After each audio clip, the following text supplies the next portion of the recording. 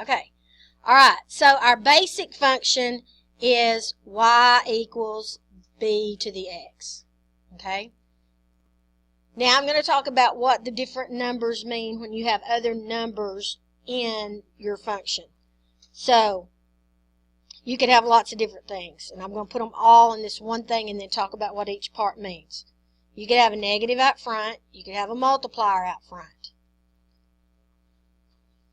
Then you could have, here's your base. Okay. Then you could have a negative and or a number in front of the x. And then a number added or subtracted to the x. And then you could have a number completely outside. So it's going to be similar to what we talked about a while ago. So this negative right here, just like with quadratic or whatever, is going to be a reflection over the x-axis. So a negative out front will be a reflection over the x-axis. So I'm just going to put reflect x-axis, because this is really not enough room. Okay? Then if you have a number out front, a multiplier out front, that is going to be a vertical stretch or compression.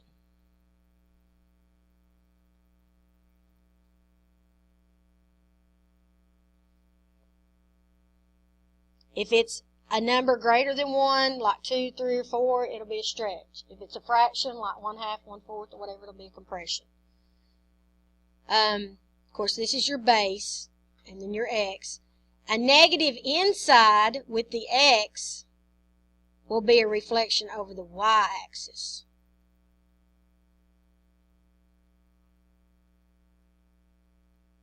And with an exponential, it's easier to tell if it's inside or outside the function. Because outside would be out here, inside will be up in the exponent part. So it's a lot easier to tell. Okay, then you have this number. If you have a number in front of the x, that's going to be a horizontal. I know that's not right. That's not going to work. I'm going to have to spell it out. I was trying to abbreviate. Stretch or compression.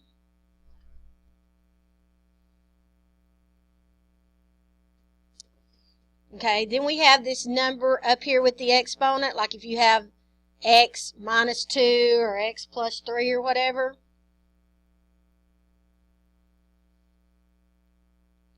That is a horizontal translation. I'm just going to put trans. And that will make it go, of course, left or right. And then the last one. If you have a number added or subtracted outside the function, in other words, it's not in the exponent, then that is a vertical translation. Up or down. Okay. If I'd had time, I would have done everything in a different color, but I'd have been here the rest of the period changing up my colors. But you could use highlighters too. Alright, so now we're going to go down here, and it says use the graph f of x equals 2 to the x, that's a basic exponential function, to describe the transformation that results in each function, and then sketch the graph. So this first one, I'm going to use red. So 2a is g of x equals 2 to the x plus 1. So we have a transformation there. What's the transformation? What's different, or what's different about the basic function 2 to the x and then 2 to the x plus 1? What's happened to the basic function? You have a plus 1 up there with the exponent, right? So that's going to be this h part right here. Okay? And if it's positive, it's going to go opposite what you think. So if you add or subtract something inside the exponent, that's a horizontal translation. It's going to go left or right. So which way is it going to go, left or right? Left, because it's opposite what you would think. So that means this basic function over here is going to go left 1 unit.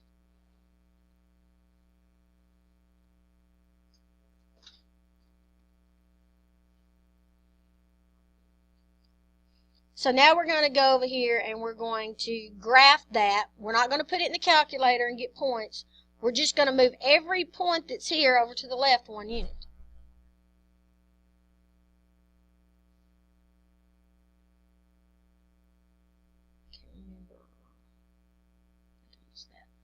Okay, so this one that was negative 2.25 is going to be over here at negative 3.25 now.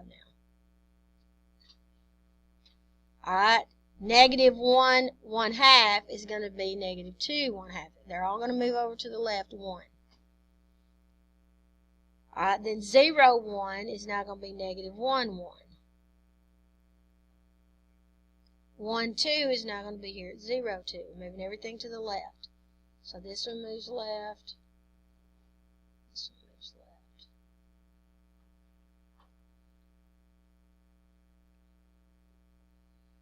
Now, I still haven't mastered drawing with this thing very good yet, so this may be kind of rough.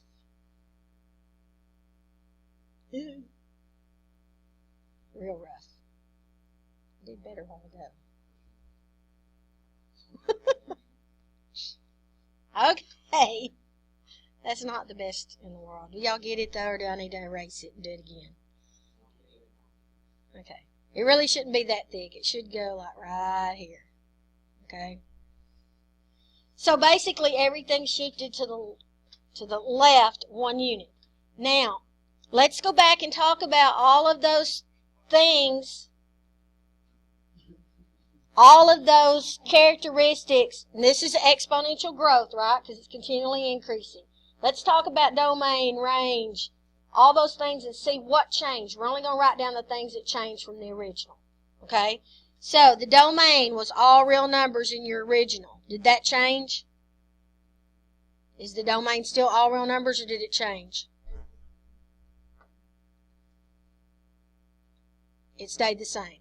All right, what about the range? The range is 0 up, not including 0. Did that stay the same? All right, what was next? Intercepts. There were no x-intercepts in the original. Are there any x-intercepts now? No. All right, y-intercept. Did that change? Yes, the y-intercept in the original was 0, 1, but what's the y-intercept now? 0, 2. So write that down. The y-intercept is now 0, 2 because everything shifted to the left. All right, asymptotes. The asymptote is the x-axis, so y equals 0. Did that change? No. What else did we talk about? In behavior. Did the in behavior change? No, it's still approaching 0 as you move, as the x's get smaller and smaller, and it's still approaching positive infinity as x gets larger and larger. And decreasing or increasing, did that change? No, it's still increasing. So the only thing that changed from the original was the y-intercept. Everything else stayed the same. All right, so let's move down and look at a different one. Maybe my... Okay, it's supposed to move. There we go. Yes. This is probably just going to be a practice one now. Okay. All right, B. So 2B is h of x equals 2 to the negative x power.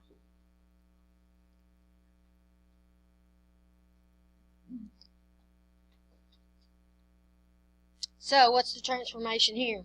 What's different? What? It's going to reflect over the y-axis because we have a negative that's inside the exponent or with the x. So if you scroll back up, or, well, you don't have to scroll, but if I scroll back up, it's this negative right here. Okay? Reflect over y-axis. So this thing is going to reflect over the y-axis. Alright, so if we reflect over the y-axis, whoops, I don't want to change the color, I want to change the thickness. Okay, the y-intercept is going to stay the same, right? Because that is on the y-axis. But this one here, the negative 2.25, is now going to move over here to 2.25. Okay, the negative 1.5 is now going to be a positive 1.1 and then 0.5. Alright, then 1, 2 is now going to be negative 1, 2. So basically it's reflecting it over the y-axis. Now let's see if I can do this one better.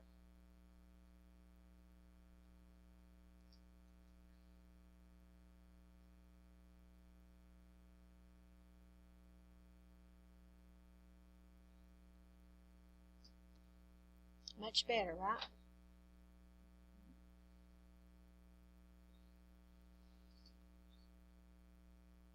Okay, so let's talk about anything that changed. Okay, did the domain change? Or is it still all real numbers? Okay. What about the range? 0 up, not including 0. Did that stay the same? Yes. Alright, what was the next thing? Intercepts. Do we have any x-intercepts now? No. What about y-intercept? Did it change? No, it did not change. Okay, asymptote. Did the asymptote change? Or is it still the x-axis? Still the x-axis. Okay. In behavior? In behavior, did the in behavior change? Yes, because it was, as x is getting smaller and smaller, y is approaching 0. But in this one, as x is getting smaller and smaller and smaller, what's y doing? It's approaching infinity, right? So our in behavior changed. So in behavior, the limit, and this is h of x, as x approaches negative infinity is positive infinity. And then in the original, as x is getting larger and larger, y is also getting larger and larger. But in our transformation, as x is getting larger and larger, what's y approaching? 0. It flip-flopped from the original, didn't it? So the limit of h of x as x approaches positive infinity is 0. Alright, what about increasing and decreasing? Did that change? Yes. The original's increasing, so this one is decreasing from negative infinity to infinity. In behavior with the exponential is pretty easy because it's always doing the same thing. There's no maximums or minimums. It's just always increasing or always decreasing. So this one, where am I? There's my little dot. There it is. This one right here is an exponential growth. But when we flipped it over the y-axis, it's now an exponential decay. Alright. And our last transformation. So this will be 2c. J of x equals negative 3 out front and then 2 to the x. And I'm going to have to stop my video right there because I can only do 15 minutes and it's fixing to be there.